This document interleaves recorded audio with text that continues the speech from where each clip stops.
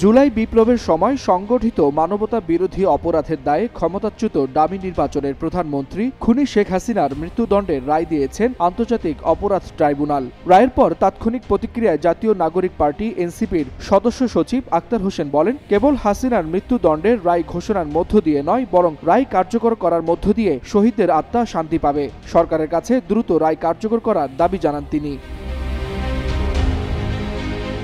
আক্তার হোসেন বলেন, মৃত্যুদণ্ডই শেখ হাসিনার জন্য উপযুক্ত বিচার। কেবল এই রায় কার্যকর করার মাধ্যমে শেখ হাসিনার গণহত্যা ও মানবতা বিরোধী অপরাধের ন্যায় বিচার করা সম্ভব। অতি দ্রুত সময়ের মধ্যে আজকের ঘোষিত রায় সরকারকে কার্যকর করতে হবে।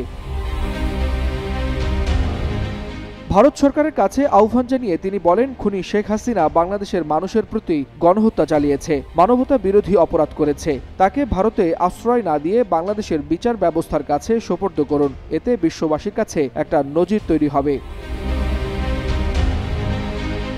এনসিপির এই নেতা বলেন, শেখ হাসিনার বাকি যত অপরাধ আছে সবগুলো অপরাধের বিচার হবে। একই সঙ্গে এই গণহত্যাকারীর শাস্তি নিশ্চিত করার মধ্য দিয়ে পৃথিবীর ইতিহাসে নজির তৈরি হবে, যেন আর কোনো শাসক বা গোষ্ঠী গণহত্যাকারী বা মানবতা বিরোধী হতে না পারে বলে মন্তব্য করেন তিনি।